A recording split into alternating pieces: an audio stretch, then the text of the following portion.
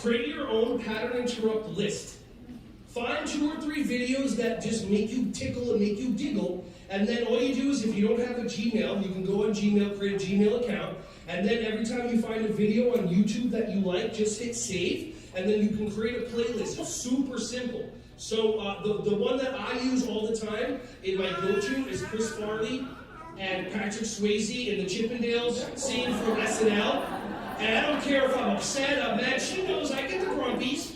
I get the grumpies like that, and all of a sudden it's like she might take the video, put it in front of me, and I see Chris Farley like, everybody's working for them. I'm just like,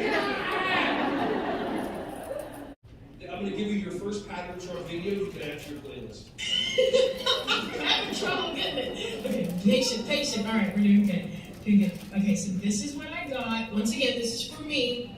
Not for Duncan, not for Cadence. I mean, I'll let them play with it. I'm not a bad mom. I'm not a jerk. But in all honesty, at the end of the day, then go in their toy box. It goes in my room. So, here we go. I gotta take off my glasses for it.